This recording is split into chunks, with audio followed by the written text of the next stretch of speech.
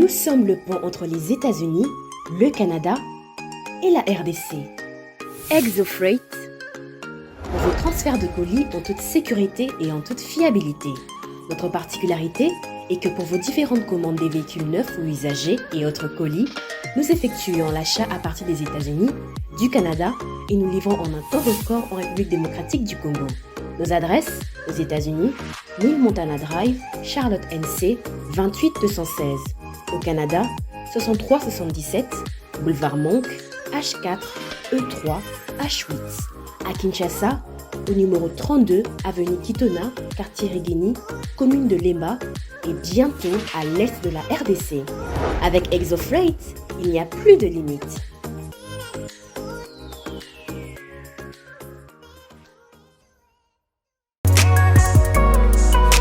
BioHerbs Cacao est un cacao en poudre de première qualité, mêlant l'utile à l'agréable, originaire d'Afrique. Le bio-cacao possède des propriétés médicinales et aphrodisiaques naturelles puissantes. Notre cacao n'est composé d'aucun arôme artificiel, d'aucun colorant ou des conservateurs. Avec de l'eau chaude ou du lait, profitez d'un tendre goût de cacao. Avec BioHerbs Cacao, vous êtes assuré de retrouver une capacité physique optimale.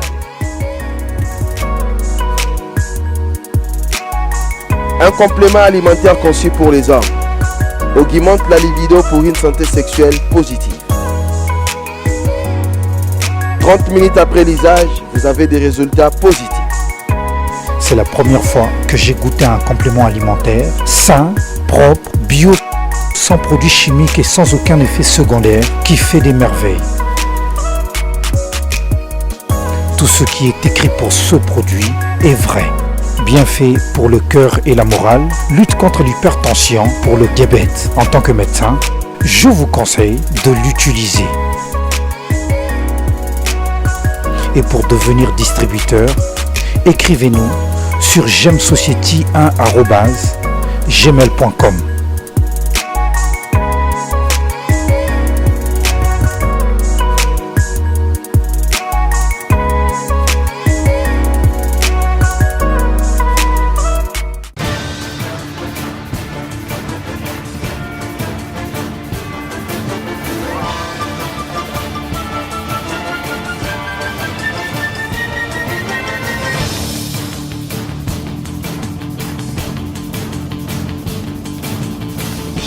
Mesdames et messieurs, à toutes et à tous, merci de nous rejoindre dans la grande tribune de ce mercredi 18 janvier 2022. L'actualité reste dominée par notamment le parti AVC du ministre Didier Boudimbu condamne les multiples actes de vandalisation de son siège à Lubumbashi par des inciviques non autrement identifiés et considère qu'il s'agit d'une provocation tendant à le distraire face aux enjeux électoraux. Le maire de la ville de Goma interdit la marche de la société civile prévue ce mercredi à Goma.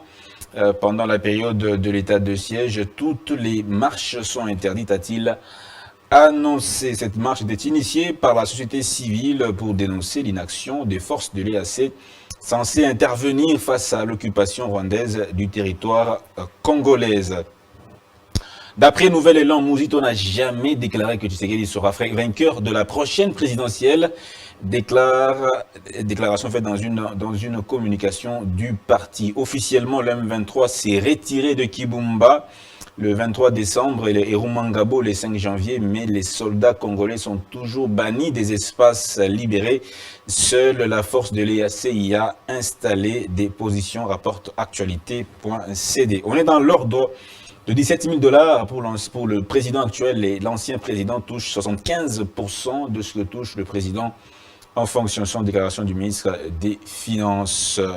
Parlant du salaire du président de la République, la société américaine Symbion Power a remporté un appel d'offres relatif à la production du gaz méthane enfoui dans les profondeurs du lac Kivu, d'après le ministre des Hydrocarbures, Didier Boudimbu. Agression dans l'Est, le gouvernement reconnaît la présence des techniciens et instructeurs militaires étrangers pour assurer la mise en œuvre des avions et hélicoptères étrangers. Il ne s'agit pas de la milice Wagner, comme l'a rapporté Africa Intelligence. Voilà les quelques sujets d'actualité que nous avons retenus ce matin.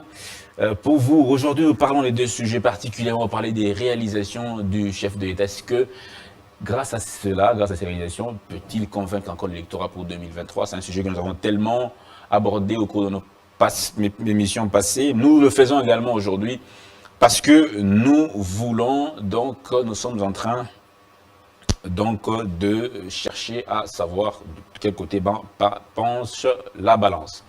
Voilà, je suis avec deux invités sur ce plateau. Ludovic Kalingai, vous êtes coordonnateur de PMVS. C'est une ONG qui... Bonjour. C'est une ONG qui a comme objectif principal de promouvoir le développement intégral et d'intégrer les populations tout en les impliquant dans la mise en œuvre des solutions aux problèmes. Nous intervenons dans plusieurs domaines, dans plusieurs secteurs. C'est le seul moyen que nous avons trouvé pour aider et accompagner la République démocratique du Congo. Donc nous créons un pont entre les gouvernants et les gouvernés afin que nous puissions avoir un peu et savoir s'il y a un processus de redevabilité, si la population consomme très bien les réalisations du gouvernement en place. Donc c'est cette stratégie-là qui nous a aidé à mettre en place cette ONG qui est reconnue par le gouvernement congolais, notamment le ministère de la Justice. Merci beaucoup Ludovic Kalinga. Est-ce que vous avez un biscuit à faire avant Exactement. Donc nous sommes là pour informer que nous avons écrit avant-hier à la présidente du Parlement européen, notamment pour se pencher sur la question de l'incitation à la haine.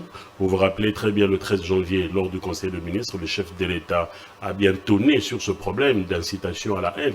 Nous avons remarqué plusieurs contacts de la structure Lucha qui auraient eu des financements pour inciter les populations à la haine, pour saboter la réalisation du chef de l'État. Voilà pourquoi est-ce que nous avons saisi la présidente du Parlement européen. Pourquoi? Parce que selon le document que nous avons eu à publier et à introduire, on a remarqué qu'il y a une organisation européenne qu'on appelle Fight Against Impunity. C'est une organisation aussi partenaire privilégié du docteur Denis Mukwege. Nous avons remarqué qu'il y aurait des financements de la Lucha qui incitent les populations à la haine. Voilà pourquoi est-ce que nous avons saisi et nous avons documenté cela avec des preuves à l'appui, les images... Qui finance la Lucha pour inciter à la haine? En fait, vous devrez vous rappeler que la 10e journée d'anniversaire, la 10e année d'anniversaire de la Lucha, ils ont été invités par cette structure dont nous parlons le nom. Ça a été une très grande fête en Europe où aussi ils incitaient où ils ne reconnaissaient pas la nationalité des Congolais Tutsi. Voilà. Donc, vous ne voulez pas citer le nom de cette ONG? Non, nous avons cité le nom. Ça s'appelle Fight Against Impunity. Donc c'est en anglais, en français, c'est encore se battre encore contre l'impunité. Mais sur base des éléments que nous avons sur terrain, les images, quand vous voyez la Lucha chanter des chansons s'adressant aux Tutsis congolais, rentrez chez vous, vous êtes des Rwandais, des chansons qui étaient utilisées lors du génocide de Rwanda en 1994. Quand vous voyez des jeunes de la Lucha avec des machettes, vous vous rappelez même très bien lors déjà de la rupture des relations diplomatiques, tous les combattants, les militants de la Lucha s'est rendu à la frontière. Ils ont commencé à traquer tous les Tutsis congolais se basant sur leur morphologie, oubliant qu'il y a aussi des Tutsis congolais. Voilà pourquoi est-ce que nous avons saisi la présidente du Parlement européen ainsi que les parlementaires de l'Union européenne pour se saisir du dossier car nous avons constaté un silence de leur part. Merci beaucoup Ludovic Kalingai. C'est quand même une histoire qui sort de l'ordinaire que les militants de la Lucha soient accusés d'inciter à la haine tribale. En fait, vous savez que nous avons remarqué que nous devons aider la République, nous devons aider les chefs de l'État. Les problèmes de stigmatisation sont des problèmes, vous voyez, les stigmatisations, les messages à la haine, le tribalisme, la xénophobie, ce sont des signes avant-coureurs du génocide. Alors, si nous n'arrivons pas à reconnaître ces signes avant-coureurs du génocide, nous risquons de vivre les génocides en République démocratique. Envers quel peuple? Vous vous rappelez, c'est pas pour rien que les chefs de l'État... particulièrement? Pardon? Quelle ethnie, quel groupement? Bon, il y en a même dans le Katanga, il y a les Kassayens qui sont stigmatisés. Vous allez dans le Grand Bandundu, il y a les Téké qui sont stigmatisés, où on dit que les Téké viennent du Gabon, viennent de Congo-Brazzaville. Vous allez à l'est du pays, il y a les Tutsis congolais qui sont stigmatisés, pendant que il y a trois ethnies... Qui stigmatise les Tutsis Bon, en fait, je vous donne un seul exemple simple. Un exemple de stigmatisation ou d'incitation à la haine. Martin Fayoulou, qui est le député national, il se retrouve au Canada. On lui pose clairement la question sur la question des Banyamulenge. Il dit que les Banyamulenge sont des Rwandais, ils ne sont pas des Congolais. Oublions déjà qu'il y a une crise diplomatique entre la RDC et le Rwanda, où le Rwanda est accusé d'agresser la République démocratique du Congo. Donc automatiquement, on accuse tous les Banyamulenge d'être des agresseurs comme le Rwanda. Alors, un Congolais, avec son niveau de mentalité, qui n'a pas peut-être une capacité de réfléchir et de savoir qu'il y a aussi des Tutsis congolais, donc les Banyamulenge se basant sur l'histoire sont des Congolais, qu'est-ce qu'il va faire? Il va utiliser tous les canaux possibles pour se défendre. Il y a ceux qui vont utiliser des machettes, il y a ceux qui vont utiliser des injures, comme vous l'avez vu avec l'ancien ministre Bitakwira. Chaque jour qui passe, chaque matin, il dit que lui, il a vu comment les Banyamulenge sont venus, ils venaient du Rwanda. J'ai suivi il y a une semaine un député national, David Massiré, je crois, si je ne me trompe pas. Il a même qualifié le ministre des Infrastructures d'être un Rwandais. Donc ça, c'est une injure même au chef de l'État qui a fait confiance à un Congolais qui se qualifie même dans la différence à faire son travail en République démocratique du Congo. Il a qualifié l'honorable Nyamorago d'être un Rwandais. C'est ça l'ensemble, et tous ces éléments consistent une stigmatisation ou une incitation à la haine. Donc, le PMVS, notre organisation, nous nous mettons marche sur pied pour essayer de stopper cela. Tout en vous rappelant aussi que c'est le combat du chef de l'État, parce que chaque jour qui passe, il a toujours supplié la population congolaise, il a toujours demandé à la population congolaise de ne pas tomber dans le piège de l'ennemi en gardant une unité nationale, une consolidation fraternelle entre Merci beaucoup. Merci beaucoup, Ludovic Kalenga. Vous plaidez pour la stigmatisation contre les Tutsis congolais, contre les Téké, contre les Baluba, dans le Grand Katanga. Voilà, donc nous faisons toujours des investigations pour savoir quelle est la communauté qui est stigmatisée. C'est ça le travail que nous faisons. Merci beaucoup. Papi Dionso, le troisième intellectuel de Kabea Kamanga, comme on vous appelle. Bonjour Papi, ça fait longtemps. Comment allez-vous? Bon mercredi à vous Danzang, bonjour à mon co-débatteur, bonjour à tous les téléspectateurs de Congo Base. Je suis maître Papi Diosso Ngandumwendela Bwenda, affectueusement appelé troisième intellectuel de Kabea Kamanga et prophète politique. Je suis le coordonnateur national d'une structure, Ensemble des Congolais pour un état du droit, ESSED en sigle, qui a pour mission de vulgariser les actions du chef de l'État, mais je suis également le cadre et communicateur du parti politique Alliance des démocrates chrétiens du Congo, dont l'autorité morale que je salue, Excellence la princesse Adèle Kainda Maïna. La princesse Adèle Kainda Maïna, l'actuelle Mineta du portefeuille. Dan, le seul mot m'incliner devant certaines personnes qui ont donné innocemment leur vie, parce qu'il y a un militaire kenyan qui a été interpellé et arrêté. C'est lui qui a fait l'attentat de Kassindi. Il y a des Congolais qui sont morts gratuitement. Et j'appelle à la diligence du président de la République de revoir un peu cette histoire de l'EAC.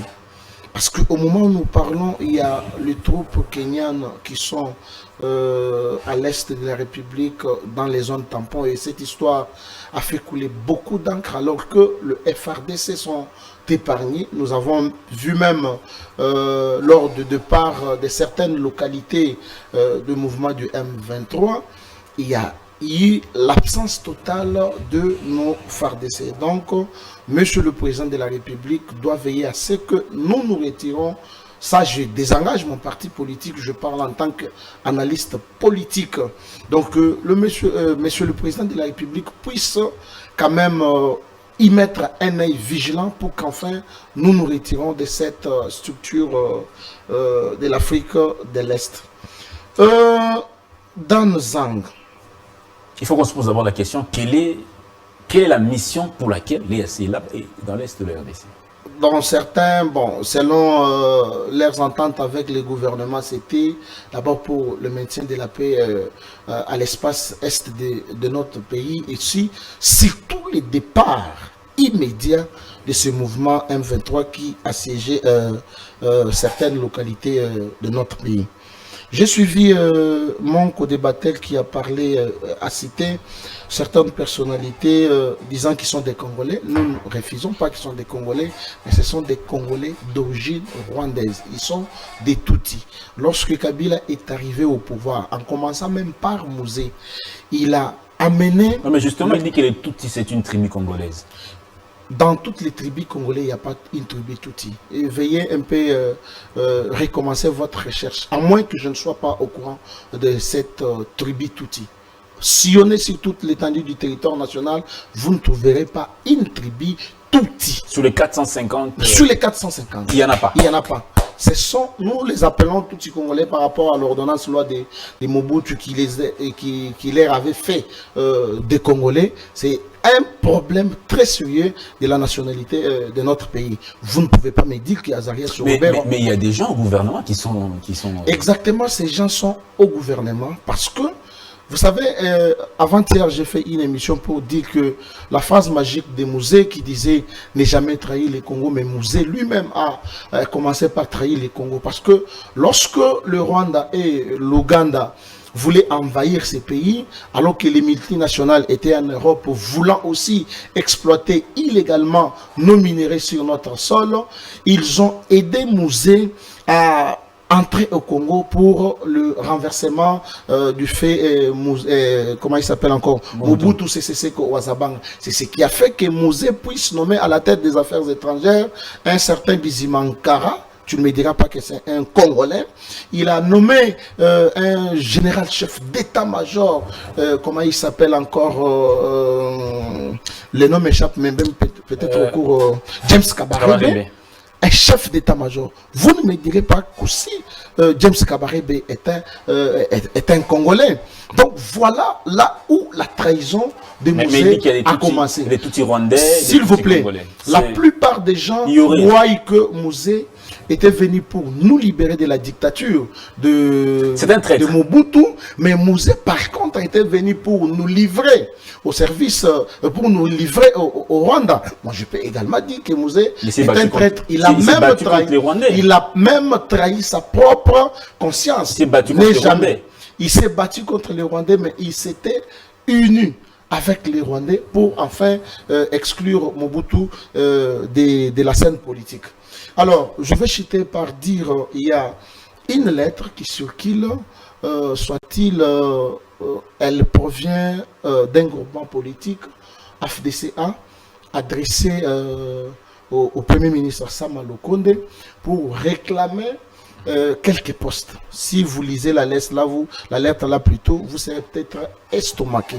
Et nous demandons au service des renseignements, parce que jusqu'à ce jour, nous ne savons pas si l'authenticité de cette lettre est confirmée qu'elle vient de l'AFDC. Voilà pourquoi nous demandons au service des renseignements ainsi que la primature de faire la vérification sur cette manœuvre et cette frauduleuse lettre qui sonne sur la toile publique. Merci beaucoup pour l'invitation Dan Zang. Merci beaucoup, Papi Djonso. Merci aussi à vous, chers téléspectateurs. Nous allons lancer directement le premier sujet. Est-ce que le gouvernement, pas le gouvernement, le pouvoir actuel, peut-il convaincre pour 2023? Quels sont les éléments d'argument qu'ils peuvent employer dans leur discours de campagne pour convaincre la population à pouvoir donc élire l'actuel président et même toute la famille politique du président pour avoir la majorité parlementaire? Alors, Ludovic Kalinga, votre point de vue sur cette question? Merci beaucoup. Mais avant d'entrer, j'aimerais un peu aussi préciser ce que notre frère a dit. Quand on parle de la nationalité congolaise des Tutsis, je l'ai déjà dit, la nationalité congolaise des Tutsis n'est pas une clémence de qui que ce soit. Ils étaient ici parce qu'il y a des Tutsis congolais et des Tutsis rwandais. On parle de nationalité, on ne parle pas d'origine. On parle de nationalité. Parce que si nous allons à l'origine de chacun, nous allons nous rappeler que ce sont les Pygmées qui sont les premiers habitants et nous tous, nous venons de quelque part. Personne n'est sorti de son sol clanique comme un champignon pour vivre ici à Kinshasa. Alors j'aimerais que, parce que déjà ne pas reconnaître la nationalité congolaise de tous, c'est déjà une discrimination. On tombe facilement dans les pièges. Et je sais que accepter la nationalité congolaise de tous, ce n'est pas un attentat à la bombe. Nous devons apprendre à être unis et à aider le pays. Merci. Alors pour parler... je pourrais bien parler quels sont les éléments qui peuvent pousser l'opinion nationale à accepter cette affirmation? Quels sont les éléments probants qui pousseraient la population à accepter qu'il y a des Tutsis, il y a des Hutus congolais? Comme ça, on va mettre carrément fin à ce débat. En fait, il faudrait d'abord savoir qu'ici en République démocratique du Congo, les leaders politiques, les partis politiques jouent un rôle très remarquable. En fait. Ce sont eux qui lancent tous ces messages de négation et de quoi que ce soit. L'histoire est réellement claire. Lorsque, en 1885, il y a eu les tracés des frontières, à partir de 1908, il y a eu un conflit frontalier entre le Royaume-Uni, l'Angleterre, l'Allemagne, qui était la colonie du Rwanda, ainsi que la Belgique. Et ça fait à ce que l'espace Rutshuru, Massissi, de l'autre côté, qui appartenait, parce qu'à l'époque, il s'agissait des royaumes. Il y avait le royaume Congo, vous devrez même vous rappeler que le royaume Congo s'étendait jusqu'au Cameroun, par-ci, par-là. Et le royaume Rwanda aussi, qui prenait la partie Rutshuru, Nirangongo, Massissi et tout ça. C'est pour cela qu'il y a des éléments d'indicateurs signifiant que cette partie-là, il y a plusieurs personnes, il y a la langue la plus parlée, c'est la langue Kinyarwanda. Lorsqu'il y a eu des tracés frontaliers, automatiquement, tout le monde a eu ses conséquences, ça se passe partout, je le dis toujours dans chaque émission. Vous allez en Ukraine, vous allez voir les russophones, vous allez en Anvers, en Belgique, vous allez voir les néerlandophones, parce que déjà même en Belgique, en Anvers, la langue parlée plus c'est le néerlandais. Le français, le flamand n'est pas même trop parlé. Mais ceux-là qui sont là ne sont pas des Néerlandais ou des Pays-Bas, non, ce sont des Belges. Même si vous allez dans la frontière du Congo central et de l'Angola, vous allez entendre le portugais, il y a ce qu'on appelle les bazombos de l'Angola et les bazombos du Congo. Donc, moi, je n'aime pas trop préciser parce que chacun peut faire ses recherches et constater cela. Okay. Accepter simplement qu'il y a des Tutsis congolais, moi, je ne trouve pas ça grave. Ça ne signifie pas que le pays est dans le chaos. Alors, je pense que le rôle que doit jouer la plupart des leaders des partis politiques, c'est d'enseigner ça dans les partis politiques. Il ne faut pas inciter les populations à la haine, emmener toute la population à créer cette division, car ça retombe sur nous-mêmes. Aucun pays ne peut se développer sans qu'il ait unité. Et lorsque certaines communautés sont discriminées, on ne peut pas parler de l'unité, on ne peut pas parler de la division, du développement. Nous devons vraiment faire attention à cela. Si nous voulons vraiment développer la République démocratique du Congo, nous devons apprendre à accepter les autres. Personne n'est plus congolais que l'autre. Alors, je vais poser une question. Je vais poser une question qui peut peut-être trancher cette affaire. Oui. Vivek Kalengai, il y a deux tendances qui s'opposent. Tendances qui disent qu'il n'y a pas de Tutsi ou tout Congolais. Des Congolais, ça dit parmi les 150 ethnies. Oui. Il y a aussi votre thèse qui dit qu'il y a des Congolais Tutsi et Tutsi ou tout Congolais. Oui. Alors, ce sont deux vérités qui s'opposent. Oui. Alors, quels sont les éléments qui peuvent faire en sorte que les jeunes qui sont en train de grandir aujourd'hui puissent adhérer à une quelconque vérité? Quels sont les éléments probants? En part, qu'est-ce qui prouve que, parce que tous les deux vous citez les auteurs, tel auteur avait dit, tel auteur a dit que ben voilà, la RDC, dans sa configuration de la conférence de Berlin ou après l'indépendance, il n'y avait pas eu ces tribus. Mais vous affirmez qu'il y a bien et bien eu ces tribus. Toutes ces personnes qui sont en train de grandir, de nous suivre à la maison, ces jeunes qui sont en train de grandir, qui ne savent pas prendre quelle position, qui nous regardent, Oui. je me soucie d'eux aussi. Sur base de quels éléments scientifiques probants? Ouais. Nous allons dans l'anthropologie par exemple. La tribu, c'est un concept de l'ethnocentrisme. Donc l'ethnocentrisme signifie un concept qui a été importé de l'étranger. Donc les étrangers, les colons, quand ils sont venus, la culture africaine nous répartit par des clans. Donc les groupes étaient répartis par des clans. Quand vous allez par exemple dans le Kasaï, que je connais par exemple, il y a les Benakalambaï, il y a les Bankwansumba, Bakwakalonji et tout. Mais quand l'homme blanc est arrivé, il a apporté ce qu'on appelle l'ethnocentrisme et il a classifié ça par des tribus. Vous allez être, si vous allez par exemple à Jomba, dans le Rutshuru à l'intérieur, vous allez constater qu'il y a des Tutsis, des Hutus et des Tois. Hutu, Tutsi d'abord et Toi et Hutu et Tutsi n'est pas racial, c'est une classification sociale. Je l'ai toujours dit. Un papa qui est Hutu, ça se sélectionnait par rapport au bétail. Un papa qui a 5 bétails ou 6, qui est un Hutu, son fils qui en a 24 ou 25 devient automatiquement Tutsi. Et s'il perd ses bétails, il redevient Hutu. Ça se prouve où? Lorsque vous regardez le documentaire, par exemple, du génocide du Rwanda. Si, Hôtel Rwanda. Oui, Hôtel Rwanda, par exemple, il y a eu beaucoup de films, même le documentaire. Vous allez constater que lorsqu'on massacrait les Tutsis, il y avait un indicateur. C'était la carte d'identité. On ne regardait pas le visage, on regardait la carte d'identité qui prouvait que cette personne est Hutu ou Tutsi. Et si vous regardez très bien dans le film, je pense qu'à la 27e minute ou quoi, je ne me rappelle plus très bien, il y avait certaines personnes qui allaient même corrompre là où on faisait les documents pour changer cela. Donc ils donnaient de l'argent, on change dans sa carte d'identité qui tombe Tutsi à Hutu. Ça se faisait. C'est pour cela qu'aujourd'hui, quand vous allez au Rwanda, vous n'allez plus voir ça. La carte d'identité ne contient que le nom de la personne, plus de précision, d'ethnie, de tout. C'est pourquoi? Parce qu'ils ont vu que c'était les seuls indicateurs pour favoriser les génocides. Alors, ici, il y a plusieurs exemples. Quand vous allez dans le Rutshuru, quand je dis, vous allez dans les Massissi, parce que il y a le Hutu, le Tutsi et le Twa. Nous parlons pas parce que nous parlons pas simplement d'origine. Et de Twa. Les Hutus étaient des cultivateurs, les Tutsis étaient des éleveurs, et les Twa, qu'on appelle les pygmées, étaient des ouvriers. Donc ce sont eux qui fabriquaient des lances, des houes pour le donner. Ils vivaient dans une stabilité et une cohésion totale. Et cette question est arrivée parce que je vais un peu rappeler l'histoire, comment est-ce que ça s'est passé. Quand l'homme blanc est arrivé, avec sa classification, donc l'ethnocentrisme, il a remarqué qu'il y avait une catégorie de personnes qui avaient plusieurs vaches, qui étaient des nobles à l'époque. Alors, ils se sont dit maintenant de faire une différence. Ce sont les Tutsis qui ont été favorisés à aller à l'école. Ça avait déjà créé des tensions avec les Hutus à l'époque. Ça avait déjà créé des tensions parce qu'il y avait une jalousie. On était en train de plus privilégier les Tutsis. Parce que le roi, avant l'indépendance, le roi Kiregi IV, qui était ici en 59, parce que je vais aussi vous révéler une chose, en cette période, à la période de l'indépendance de la République démocratique du Congo, le roi du Rwanda, le Mwami Kiregi IV, était le meilleur ami de Patrice Emery Lumumba. Il était ici. Le jour où nous avons descendu le drapeau de la Belgique pour monter le drapeau de la RDC, les gens ne savent pas. Lumumba était là, le roi Kiregi était là. Et les Belges qui étaient au Rwanda avaient considéré cela comme un sabotage. Le roi Kiregi n'était plus jamais rentré au Rwanda. Il est passé à Zanzibar, il est allé aux États-Unis, il est mort en 2016. Et c'est le fils de Samaratre qui l'a remplacé jusqu'en 1962. Et pour que la première république en 1963 soit donnée aux Hutus. Et c'est là où maintenant les massacres, le premier génocide a commencé. Merci. En 1963. Où la plupart des Tutsis aussi sont venus en République démocratique du Congo. Merci. Les autres sont partis au Burundi, les autres sont allés en Europe. Mais quand les Belges sont venus à la place Rutshuru, là où il y a des frontières, Massissi, tout cet endroit-là, ils ont vu des rwandophones. Quand vous partez dans le sud Kivu, ils ont vu des Banyamulenge. Donc nous vivons juste les conséquences de la mauvaise gestion frontalière. C'est très simple à comprendre. D'accord. Merci, merci beaucoup Ludovic Kalingai.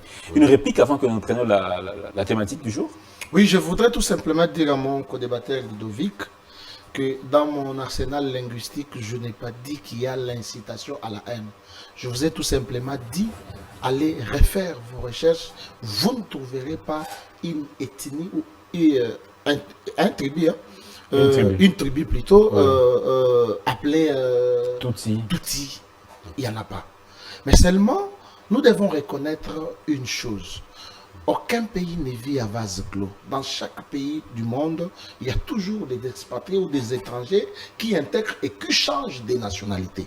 Nous devons reconnaître que nos amis ou nos frères Tutsis sont des Tutsis rwandais qui ont quitté leur pays pour obtenir une autre nationalité qui est la nationalité congolaise. Eh bien, le fait de dire qu'il n'y a pas une tribu Tutsi ne veut pas inciter à la haine. Obama aujourd'hui qui est l'ancien président des États-Unis américains et du Kenya, si je ne m'abuse. Donc il était fier même de le dire qu'il est né aux États-Unis, mais ses parents sont des Kenyans. Donc ici, nous incitons en aucun cas la population congolaise à la haine. Mais seulement, nous disons, comme vous avez dit, qu'il faut dire aux jeunes qui nous regardent aujourd'hui qu'il n'y a pas une tribu communément appelé Tutsi. Mais seulement l'ensemble des populations qui ont fui leur pays, le Rwanda, sont venus s'installer et ont obtenu la nationalité congolaise, ont formé ce qu'on appelle Tutsi congolais. Voilà, merci beaucoup. Nous lançons notre échange du jour. Et Ludovic Kalingai, sur base de quels éléments la population se pose la question? La population, c'est un terme générique. Considérer toutes les catégories sociales, on ne sait pas vraiment quel sera le déterminant pour que Est-ce que le pouvoir peut-il convaincre pour 2023? Merci beaucoup. Moi, je dirais oui. Et je dirais même que le bilan du chef de l'État est positif. Je vais m'expliquer. Dans un bilan d'un chef d'État, selon nos analyses, je parle en tant que coordonnateur du PMVS, je n'impose à personne, mais j'amène chacun à réfléchir. Il y a 4 éléments pour essayer de concevoir le bilan. Le premier élément, c'est la volonté politique du chef de l'État. Le deuxième élément, c'est les efforts déployés par le chef de l'État pour changer les choses. Le troisième élément, c'est l'implication de tous les secteurs. Je parle du gouvernement congolais avec tous les ministres sectoriels au niveau des provinces, les bourgmestres et tout. Le quatrième élément, c'est l'accompagnement de la population congolaise à faire réussir le mandat, parce que ce n'est pas simplement la réussite, le bilan du chef de l'État, mais du pays. Alors, si nous allons à donner maintenant des explications sur les 2 premiers éléments, la volonté du chef de l'État, il en a. Cette volonté, de bonne volonté, il a commencé dès le premier jour où il a eu le pouvoir. La bonne volonté politique, l'état de droit, de la lutte contre la corruption. Il a mis en place des structures de changement de mentalité. Il a démontré qu'il voulait vraiment changer le Congo. Les efforts déployés par les chefs. La volonté change-t-elle un État? Est-ce que la volonté est un élément qui peut nous permettre de comprendre ou d'apercevoir le changement dans une société? Exactement. Tout commence d'abord par la bonne volonté.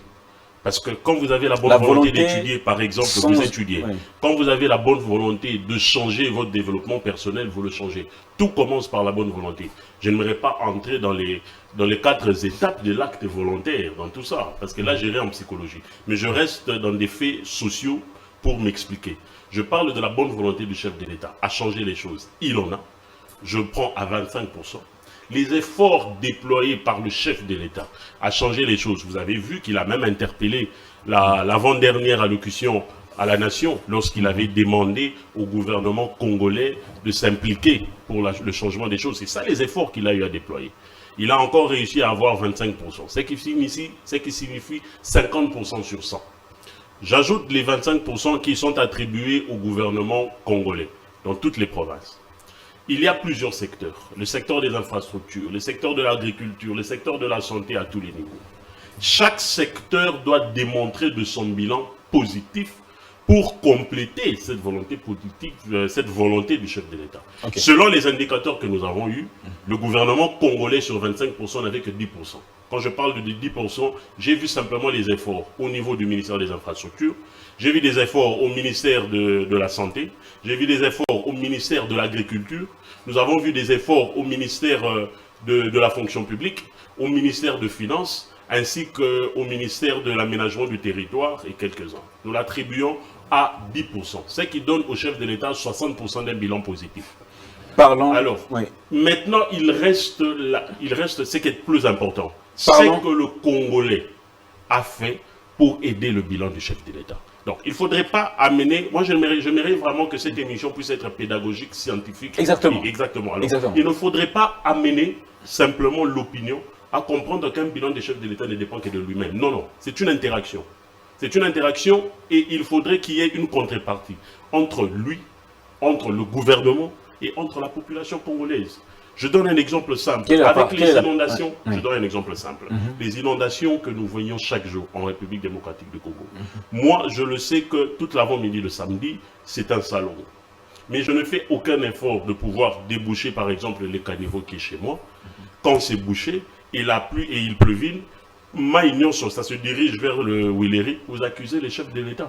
Non, il ne faut pas accuser les chefs de l'État. Je reviens maintenant au Qui donne l'autorisation à ces gens d'aller construire sur des espaces érosifs? Exactement, c'est pour cela que je reviens maintenant au ministère sectoriel. C'est pour cela que non, je ne dis pas le président de la République. Cette responsabilité vient aussi au ministère sectoriel qui descend aussi. Est-ce normal? Aucune sanction administrative, aucune sanction pénale. C'est ce que nous dénonçons. Beaucoup de morts. Exactement, c'est ce que nous dénonçons. La vie humaine devient banalisée. Exactement, c'est ce que nous dénonçons.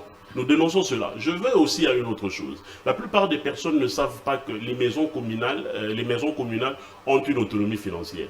Ces autonomies financières sont bien déterminés. C'est pour l'assainissement de chaque commune.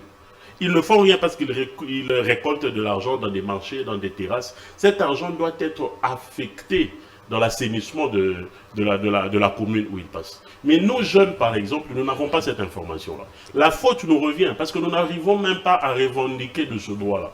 Dans une commune où nous habitons, dans une avenue où nous habitons, l'endroit où nous devons aller revendiquer, c'est d'abord à la commune. Avant de faire des marches, aller chez le président, aller par-ci par-là. Non, on doit commencer par la commune. Déjà, Quels sont les jeunes? Nous avons commencé toujours à faire ces démarches-là. Nous sommes allés dans la commune de Kisenso. Nous sommes allés dans plusieurs communes. Les images sont là sur Internet. La maison communale n'offre pas d'autorisation de construire. Mais non, là je suis en train d'abord de parler de l'assainissement de ce côté. Quand je parle de l'assainissement, je vois quels sont les problèmes par exemple. Combien sont-ils dotés, sont-elles dotées, ces communes? Elles ont combien comme budget de fonctionnement? Parce que ce sont des ils ont une autonomie financière. Quand on parle de l'autonomie financière, ils fonctionnent eux-mêmes avec tous les frais qu'ils récoltent. Justement, combien est-ce qu'elles mobilisent en interne? Je donne un exemple simple dans la commune de Kisenso, par exemple. Il y a 17 quartiers. Dans 17 quartiers de la commune de Kisenso, chaque quartier a 3 marchés. Et nous estimons que si chaque marché a 200 tables, je donne un exemple simple, un marché a 200 tables. Il suffit d'avoir 500 francs dans chaque table et c'est chaque jour. Quand je parle de chaque jour, vous faites le calcul de 5 fois 2, ce qui fait déjà 1000, ça fait déjà 10 000 francs, je crois. Non, 100 000 francs par jour pour un seul marché. Et fois 2 marchés par le quartier, et fois 17, c'est combien qu'on récolte chaque année? Mais c'est les jeunes Congolais qui doivent revendiquer, ils doivent d'abord connaître ces calculs et aller auprès du bourgmestre. Ici, il y a des inondations. Qu'est-ce que vous avez fait? Deuxièmement, auprès des députés nationaux qui sont votés par la circonscription électorale de la commune ou encore de la circonscription. Quand ils vont, par exemple, proposer des lois à l'Assemblée nationale, il y a d'autres lois qui ne sont pas adoptées. J'ai même appris qu'il y a une loi sur... j'ai appris qu'il y a une loi au bureau de l'Assemblée nationale sur l'interdiction et des sanctions prévues pour ceux qui vont inciter les gens à la haine, mais cette loi n'est pas adoptée. Le chef de l'État n'a pas malheureusement votre point de vue. Oui. Je vais vous le démontrer. Oui, vous pouvez me le démontrer. Je vais vous le démontrer. Oui, vous pouvez le démontrer. Écoutez, je vais vous donner la parole. Le chef de l'État a besoin aussi de l'avis de la population.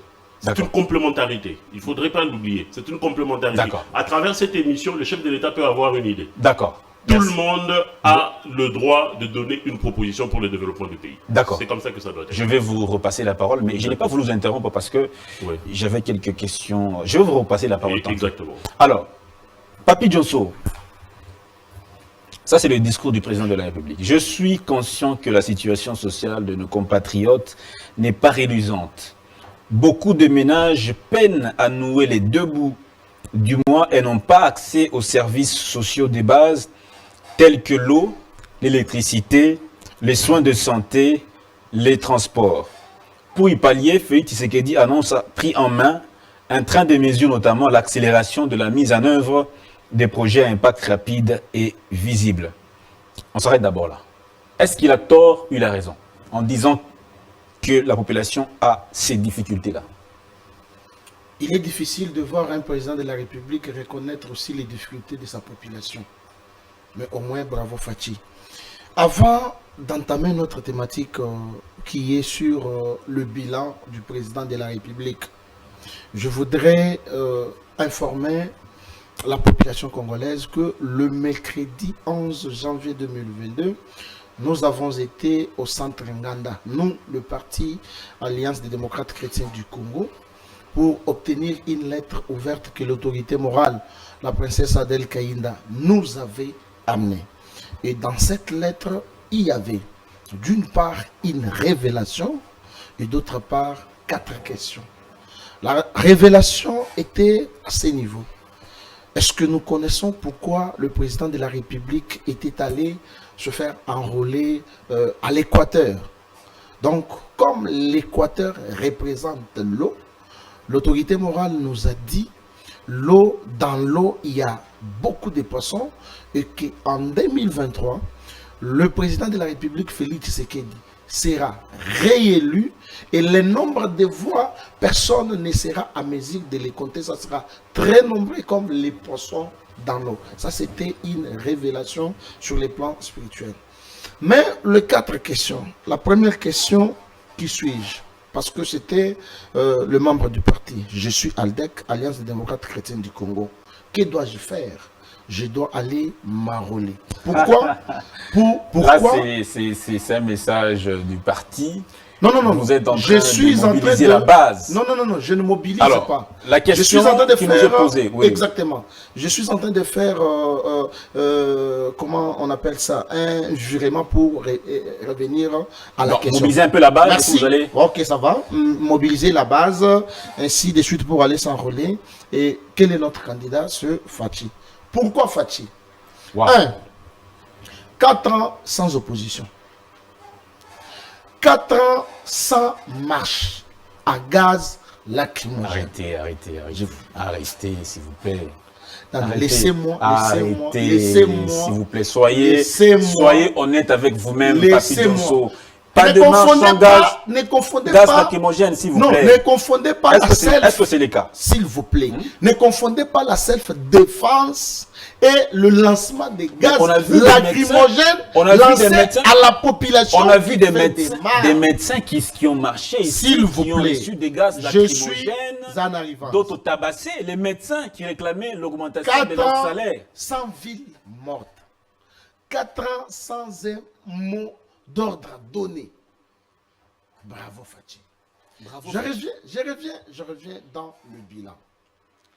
Le premier bilan, la première chose, ou les premiers témoins du bilan de Félix Tshisekedi, c'est Joseph Kabila et son épouse. Je peux y ajouter même toute sa ceinture. Pourquoi? Parce que nous avons vu comment ils ont géré le pays. Ils ont tué les sociétés de l'État, le port public, les entreprises de l'État. Kabila a trouvé ce pays dans quel état? En 2001, en prenant le pouvoir. Est-ce que c'est dans le même état qu'il l'a trouvé?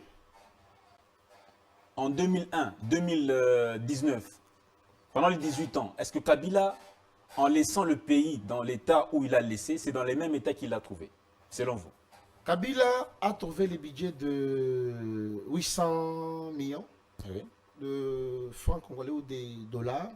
Il a fait ce qu'il pouvait faire. Mais la situation était très chaotique. Nous avons cru que Kabila était un bon président qui est venu pour soulever l'État.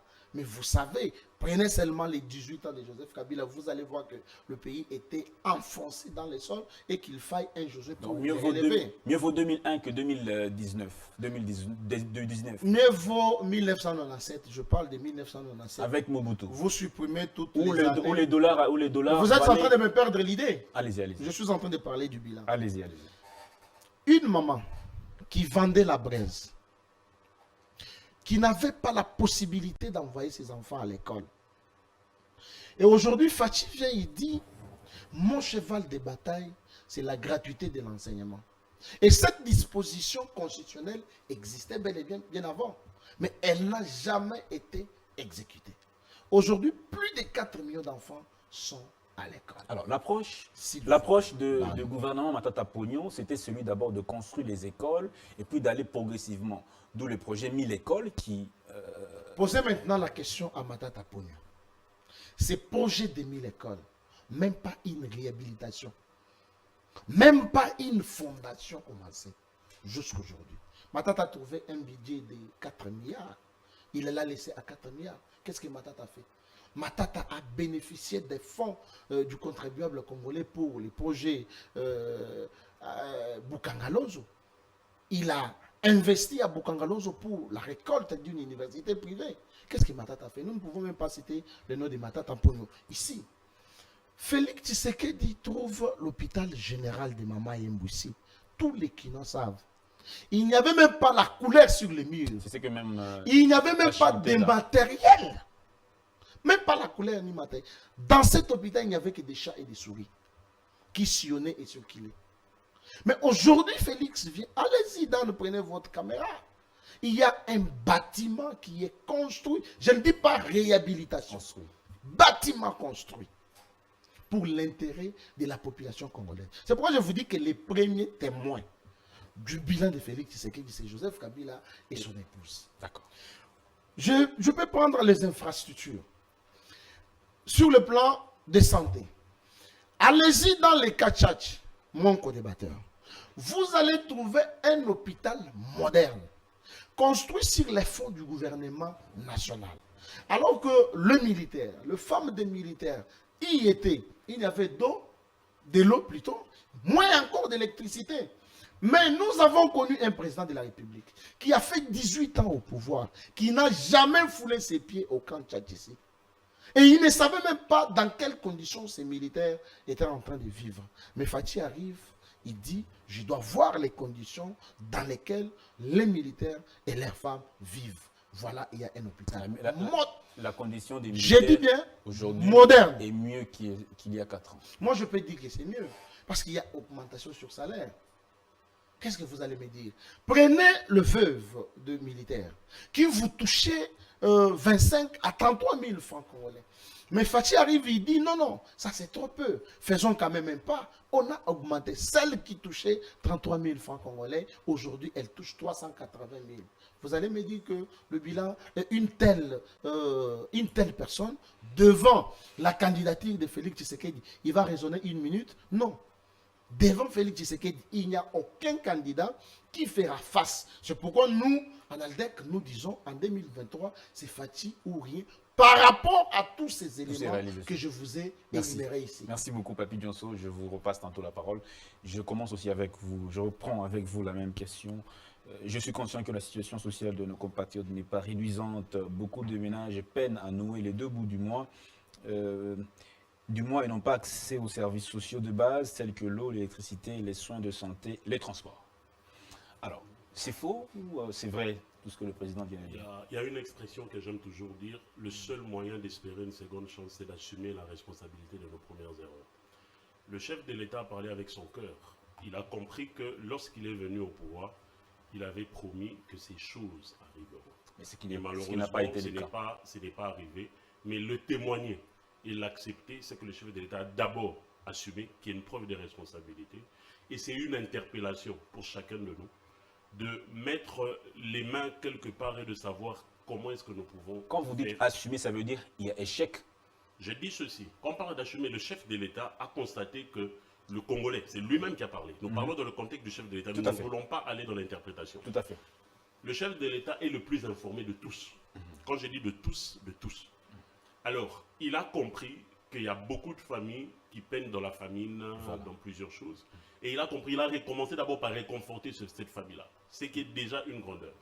Déjà une grandeur pour un chef de l'État. Donc les résultats sont mauvais, qu'il les reconnaît. Non, non, je dis ceci. Il a d'abord reconnu cela. Ouais. Parce que si je reviens à ce que je venais de dire avant, j'ai parlé de 4 éléments qui constituent un bilan. Le chef de l'État a déjà démontré les 2 premiers éléments, qui est la volonté politique et ses efforts déployés. Les 2 derniers éléments constituent les efforts du gouvernement congolais ainsi que la population congolaise. Qu'est-ce que... Concrètement, simple. Non, non. Quand vous parlez d'infrastructure, vous faites allusion à quoi exactement? Vous faites aussi allusion à l'hôpital Mama Emo, qui est construit à Kinshasa. Je parle même des infrastructures sanitaires, je parle des infrastructures routières à tous les niveaux. Quand vous êtes en République démocratique... Quelles infrastructures routières, Ludovic Kalenga, et quand on se rend compte qu'il y a le projet de 100 jours sur la ville de Kinshasa, par exemple, dont des millions ont été dépensés, mais dans la réalisation, il n'y a pas eu restitution comme il le fallait, même les maisons préfabriquées jusqu'au jour d'aujourd'hui. La suite à cela posait problème. Peut-être les seuls monuments qu'on a vus, c'était les sauts de moto un peu dans toute la ville. Alors, infrastructure, zéro trou, réduction de pauvreté, 145 territoires. Nous sommes en 2023, c'est déjà l'année où les 145 doivent chuter. Infrastructure réellement rime à quoi, selon vous? D'abord, j'aimerais expliquer que le chef de l'État a découvert un pays, il est venu au pouvoir avec un pays qui était détruit depuis plus de 30 ans. Quand je parle de la destruction, je vois sur tout le plan.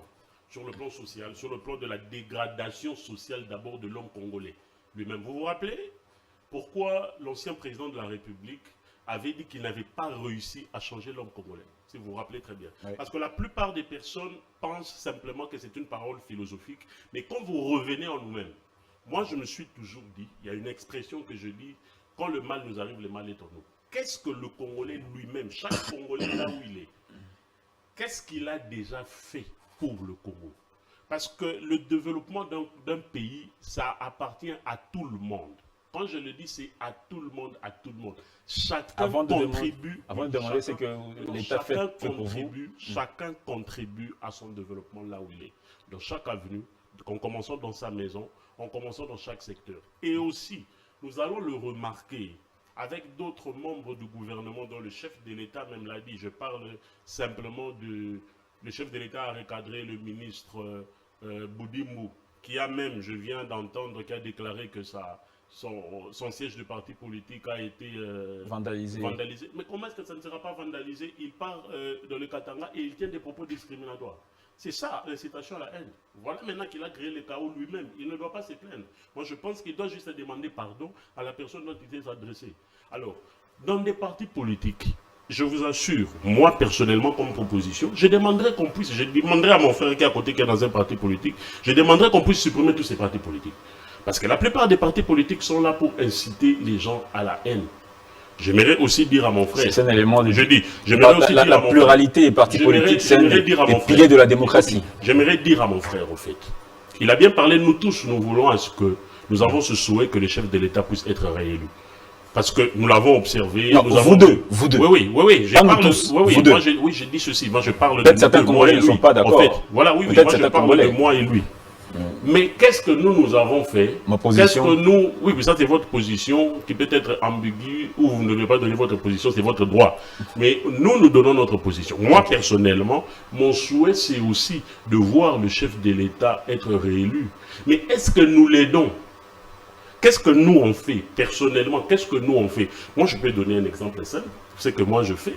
Nous faisons ce travail de dénoncer le message de haine, car c'est à travers le message de haine qu'il y a la division. C'est à travers la division qu'il y a des créations de partis politiques, et c'est à travers cela qu'il y a plusieurs partis politiques qui instrumentalisent les jeunes. Mais il faut les punir. Donc, écoutez, pourquoi on ne punit pas?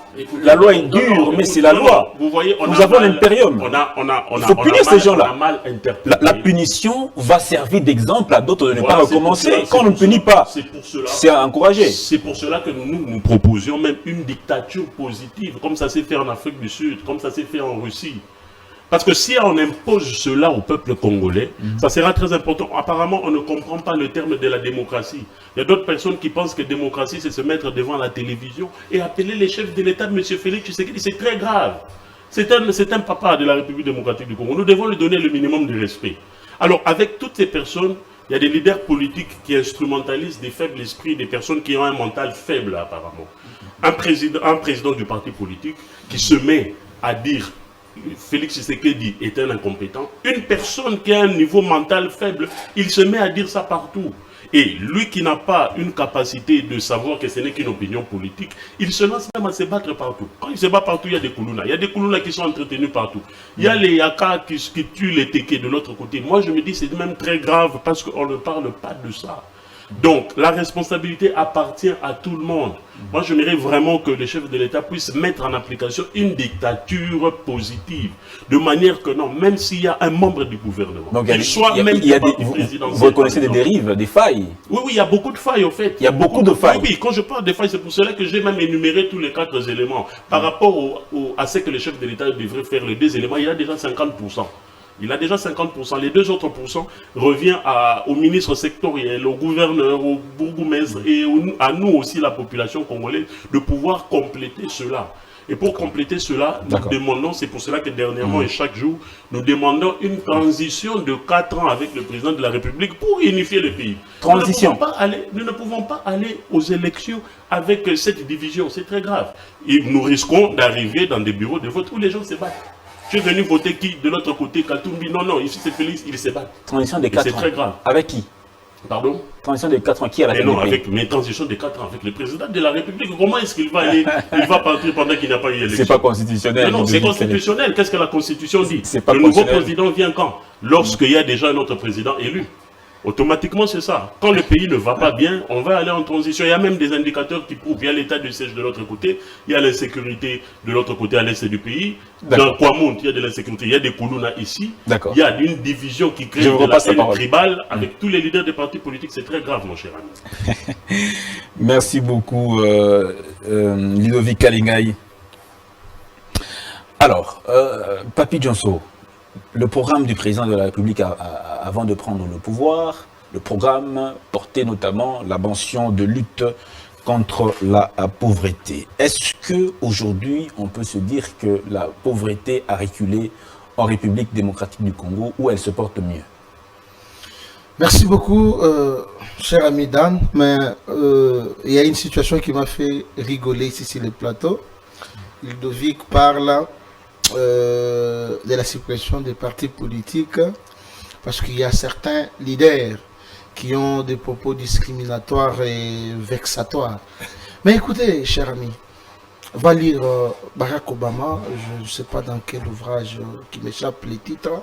Il a dit « La politique est un combat des violents où tous les coups sont permis. » C'est-à-dire que tout ce qui se passe ici, nous sommes dans un combat. Mais dans le respect quand même des règles. Exactement. Comment? Dans un combat très violent où tous les coups sont permis. Ce sont les coups que les politiques se donnent. Dire qu'il faut supprimer les partis politiques sans soubassement, et vous soutenez même qu'il y ait une dictature positive, comme ce fut le cas en Libye, l'Afrique du Sud. Mais quand l'Afrique du Sud l'avait fait, il l'avait fait avec des partis politiques ou bien sans partis politiques. Donc partout, il y a toujours cette situation. J'avais oublié aussi la transition de 4 ans. La transition de 4 ans, vous savez, chaque Congolais a quand même la possibilité de mettre un avis, de proposer. Il faille maintenant que l'organe compétent, l'Assemblée nationale, puisse voir si cela est possible ou non. Donc, voilà. Alors, j'avais oublié un élément très positif du bilan du président. Très positif. Alors, le public attend cet élément-là. Oui, cet élément, nous allons l'analyser ensemble. L'augmentation du budget de l'État. Félix, ce n'est qu'une prévision, Papi Johnson. Mais quand on ce n'est pas de l'argent. C'est une prévision. Mais une prévision qui doit être exécutée. Ça peut ou ne pas. Non, mais on doit toujours atteindre un pourcentage élevé. Dites-moi, nous avons trouvé ce pays à un budget de 4 milliards. Les gens qui ont dirigé pendant 18 ans. Mais nous, on arrive dans moins de 2 ans, dans moins de 3 ans plutôt, le budget atteint 16 milliards. Quel exploit! Allez au ministère de la Justice. Mais comment expliquez-vous cette disparité sous le plan de... Parlons simplement de l'alimentation de la population. Vous avez dit que c'est une provision qu'on doit exécuter. Donc on va aller palier par palier. N'oubliez pas que dans ces pays, nous avons entendu, et ces gens-là sont vivants, qui a interprété l'ex-président de la République, c'est Vital Kamerhe qui est en vie, ici à la Fékine. On nous a promis dans chaque province une université moderne qui ne sont jamais construites. On nous a promis les TGV, les autoroutes. On vous a laissé Congo Airways, vous avez tout balayé. Moi, je parle de Transco, vous avez tout balayé. Congo Airways, on a laissé quoi? Les épaves. On vous a laissé... Demandez-leur Kimpamvita et Anouarit, ils sont où? C'est vous qui avez... Les épaves. Non. En venant au pouvoir, non. Vous avez trouvé ça et vous avez liquidé. Kimpamvita est venu au soir du mandat de Joseph Kabila. Un épave qui a survolé seulement un espace et jusqu'aujourd'hui, nous apprenons que ça serait à Kingakati qui sert d'un restaurant. Donc, revenons maintenant à votre question, lutte contre la pauvreté. Vous savez, le président de la République s'était plaint un jour pour l'exécution des différents projets. Nous avons compris que les gens qui travaillent avec le président de la République souffrent d'une épilepsie politique et ont été vaccinés par le vaccin de la Kabylie. Pourquoi le président ne sanctionne pas? C'est la personne qui a été sanctionnée dans tous les projets. Il y a eu Tilégelou récemment, il y a eu cette rumeur de détournement de 42 millions qui ont été sanctionnés. J'ai dit la justice est indépendante. Lorsque la justice... Non, sanctionner quelqu'un administrativement. Oui, sanction administrative. Il y a toujours des sanctions, mon cher ami. Il y a toujours des sanctions. Depuis 18 ans, nous n'avons jamais vu quelqu'un interpellé. Nous avons vu quelqu'un qui est tombé, qui a fait semblant de se noyer dans le fleuve Congo avec 32 millions, l'argent de la SNEL ici, qui n'a jamais été interpellé. Mais nous, à notre époque, quand même, il y a des interpellations. On interpelle, mais si on trouve que... Quand même. On interpelle. Vous dites quand même. On interpelle. Quand même. Quand même, on interpelle. Okay. Oui, j'ai dit. Vous savez, le problème, c'est que les gens ont cru que lorsque Félix arrive, il a beaucoup parlé plus que moi. Lorsque le président Félix va arriver au pouvoir, c'est la manne qui va tomber du ciel. Non. J'ai lu un philosophe qui a dit, il est plus... Non, je crois que ça doit être Che Guevara, qui a dit, il est difficile qu'un politique réalise ses promesses parce que les conditions dans lesquelles il a promis, ce ne sont pas les mêmes conditions dans lesquelles il se trouve dans l'exécution de ses promesses. Et donc, Monsieur le Président de la République va mettre toutes les batteries en marche pour cette histoire de lutte contre la pauvreté. Lui-même l'a reconnu. Ludovic vous a dit un président de la République qui s'assume. Nous avons vu ici. Les gens mouraient de faim, les gens faisaient de n'importe quoi. Donc, le président lui-même s'en fout. Le président lui-même qui dit qu'il est conscient que les Congolais ont du mal à nourrir les deux bouts du mois. Ils n'ont pas d'eau, ils n'ont pas d'électricité. Ils n'ont pas de problèmes comment dire, de transport, soins de santé. C'est lui qui l'a dit. Tout est prioritaire ici chez nous au Congo. Tout est prioritaire, mon cher ami. Comprennent le secteur santé, l'économie, les infrastructures, l'éducation. Tout est prioritaire. C'est petit à petit. Voilà pourquoi nous devons... on vous a parlé ici de la volonté politique. Très bien. La volonté politique de mettre d'abord en œuvre toutes ces batteries. On va... Ouais. Allez-y. Vous m'interrompez. Accordez-lui la parole, je vais revenir. D'accord. Alors, lutte contre la corruption, David Kelengai. Est-ce que la lutte contre la corruption se porte mieux au Congo? Franchement, je ne dirais pas très mieux. Je ne dirais pas parce que... Je ne dirais pas très mieux. Et j'aimerais utiliser le conditionnel aussi, parce que, vous voyez, nous vivons que des spéculations. Sur Internet, voilà, quelqu'un aurait détourné ceci, quelqu'un aurait détourné ceci, et quand on ne voit pas que la justice a eu à traquer, on dit que non, bon, voilà, que dit la structure de la lutte contre la corruption. Et moi, j'aimerais qu'on puisse aller dans le concret, au fait. S'il y a peut-être une structure habilitée, comme celle de l'inspection générale, qui transmet le dossier au niveau de la justice, et nous avons tous les éléments qui le prouvent, là au moins on peut avoir des éléments. Mais moi j'aimerais aussi... Mais quand l'IGF donne un rapport à la justice, c'est que c'est à la justice de faire son travail. Quand la justice ne sanctionne pas, oui, d'où vient la faille? La faille c'est au niveau de la justice. Non, la faille, la justice prend le dossier. Quand l'IGF dit... La justice aussi fait une contre-inspection en fait. À son niveau aussi, ils amènent des inspections. L'IGF peut se tromper aussi. Oui, et ça peut demander du temps. L'inspection peut demander 6 mois, 1 année, 2 ans, 3 ans. Alors nous ne pouvons pas s'ingérer de la décision de la justice. Nous avons toujours considéré que, étant donné que la justice n'est pas instrumentalisée par le régime, là nous avons des indicateurs prouvables. Alors nous disons que, parce que si on dit que le bilan au niveau de la corruption n'est pas très bien respecté, c'est simplement sur base des spéculations que l'on voit dans les réseaux sociaux. Alors moi j'aimerais juste qu'on ait des indicateurs sur est-ce que réellement telle personne a détourné ses moyens, quels sont les moyens qui ont été débloqués réellement, qu'est-ce qui prouve que ces moyens qui ont été débloqués devraient servir à quoi que ce soit. C'est à ce niveau. Mais moi, j'aimerais ici parler de la structure de changement de mentalité. Je pense que le chef de l'État doit interpeller le coordonnateur de la structure de mentalité. Il ne fait rien. Il y a des coulounas partout, c'est lui. Il y a l'affaire Bombé là, c'est lui. Bon, les changements de mentalité, il a commencé par des sensibilisations avec les changements de mentalité routiers. Rien ne marche. Il y a toujours des choses catastrophiques avec les policiers routiers.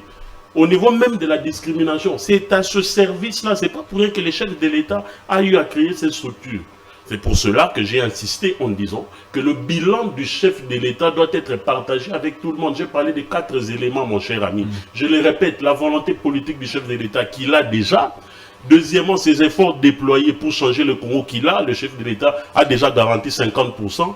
Et le troisième élément, c'est les secteurs. Donc chaque ministre sectoriel, est-ce qu'il respecte la vision du chef de l'État? Et le quatrième élément, c'est nous. Si nous n'arrivons pas à faire les choses, si nous-mêmes nous sommes des créateurs de troubles, des créateurs de cette pauvreté, comment est-ce que nous allons accuser les chefs de l'État? J'aimerais vous dire que nous, notre PMVS a lancé le projet d'agriculture, mais nous avons remarqué qu'au niveau du Congo central, il y a même des sénateurs, dont j'évite de citer le nom maintenant, qui ont acheté plus de 850 hectares et qui imposent leur prix d'haricots.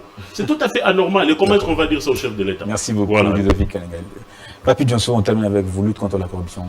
Votre point de vue, s'il vous plaît. Volonté politique. Je n'ai que ça à dire. Volonté politique, oui.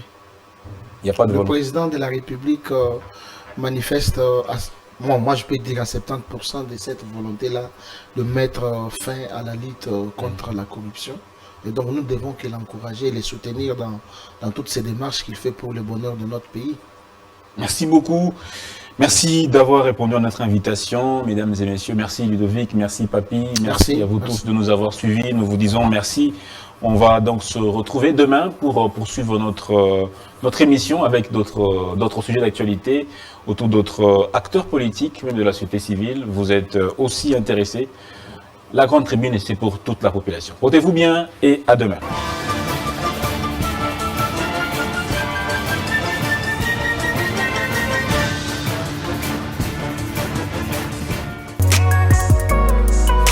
BioHerbs Cacao est un cacao en poudre de première qualité, mêlant l'utile à l'agréable, originaire d'Afrique. Le bio-cacao possède des propriétés médicinales et aphrodisiaques naturelles puissantes. Notre cacao n'est composé d'aucun arôme artificiel, d'aucun colorant ou des conservateurs. Avec de l'eau chaude ou du lait, profitez d'un tendre goût de cacao. Avec BioHerbs Cacao, vous êtes assuré de retrouver une capacité physique optimale. Un complément alimentaire conçu pour les hommes augmente la libido pour une santé sexuelle positive. 30 minutes après l'usage, vous avez des résultats positifs. C'est la première fois que j'ai goûté un complément alimentaire sain, propre, bio, sans produits chimiques et sans aucun effet secondaire qui fait des merveilles. Tout ce qui est écrit pour ce produit est vrai. Bienfait pour le cœur et la morale, lutte contre l'hypertension, pour le diabète. En tant que médecin, je vous conseille de l'utiliser. Et pour devenir distributeur, écrivez-nous sur gemsociety1@gmail.com.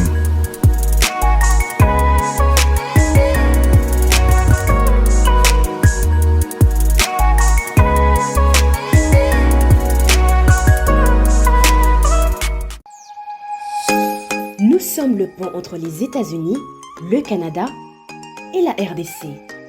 ExoFreight, pour vos transferts de colis en toute sécurité et en toute fiabilité.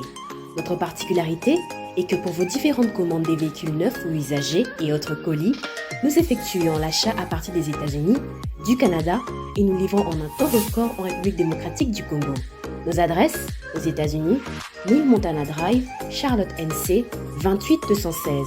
Au Canada, 6377, boulevard Monk, H4, E3, H8. À Kinshasa, au numéro 32, avenue Kitona, quartier Rigeni, commune de Lemba et bientôt à l'est de la RDC. Avec ExoFreight, il n'y a plus de limites.